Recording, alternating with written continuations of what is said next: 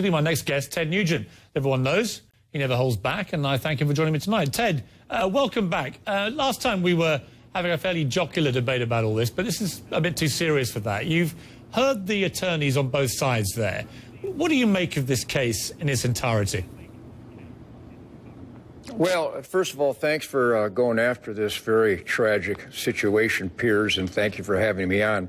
But let me clarify one thing very, very important that you alluded to earlier in your program, that you believe that the vast majority of Americans want Zimmerman arrested.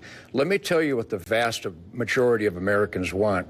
We're saying prayers for the Martin family and all those other black youths that are slaughtered every week. Those are the people that we constantly cry out for. So be very careful what you assume.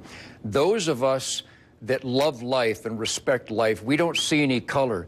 But we wonder where the outcry is when every week these youths are slaughtered across the streets of America. So that's the most important statement I want to make right here.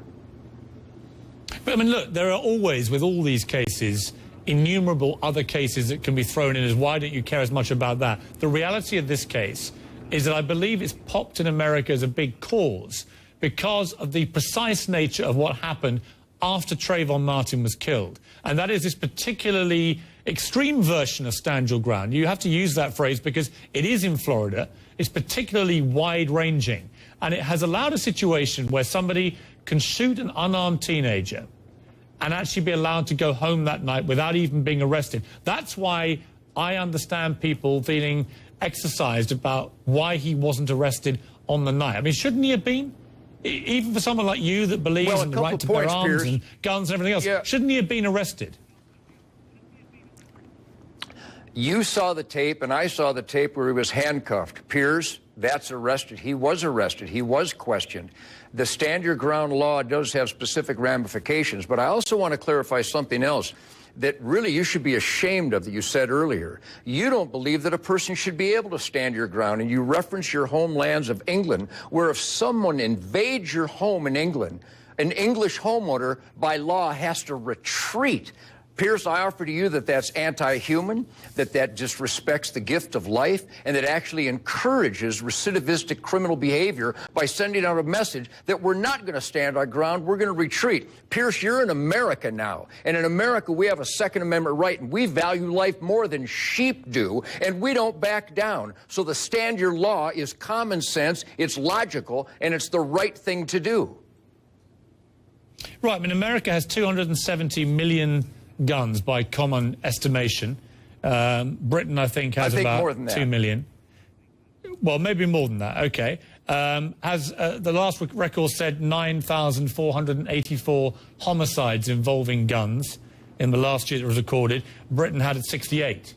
I suppose my point is this, is that I don't defend all the laws in Britain. Many of them are ridiculous. I don't defend all the laws in America or attack all the laws. Some, to me, seem ridiculous. Others seem perfectly fair and balanced. It's a great country with a great legal system in many ways. And I don't denigrate America with this. But on the stand your ground law in particular, it seems to me unbelievable that a young, unarmed teenager in America today can actually be shot dead for possession of a bag of Skittles on his way home to his father's girlfriend's house. And my point was, when they were mocking British law, by the way, they started this, I said back in Britain, that wouldn't have happened. You couldn't do that without being arrested and almost certainly charged. Now, I think many Americans, let's not say the majority, I don't know the statistics, but many Americans feel uncomfortable that this could happen in modern America and that George Zimmerman would simply be allowed to go home that night when Trayvon Martin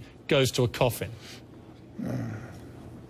Piers, you have expressed you don't want to try this on television. I also do not want to try this on television. I think we both agree that there's a tragedy that it is being tried and that Zimmerman has been convicted across the media in many instances. So let's not do that here. So let me propose to you a scenario that I think you can grasp and support.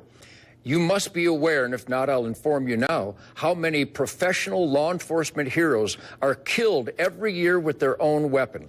I'm not juxtaposing this with the Trayvon and the Zimmerman situation, but it does happen where an assailtant will start beating a person so badly that those of us that are armed, we have a responsibility to keep that new assault from taking our weapon, because if the assault escalates to that degree, certainly the fist can go into a deadly situation if they get a hold of the gun bearer's gun. So we have to be cognizant of that. And if it wasn't for backup guns in law enforcement and in civilian hands oftentimes, that the perpetrator and the person getting beat up is killed with his own gun. So let's not dismiss that reality that is documented over and over again across this country.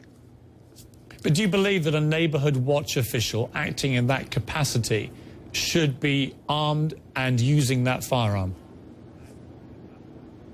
Yes.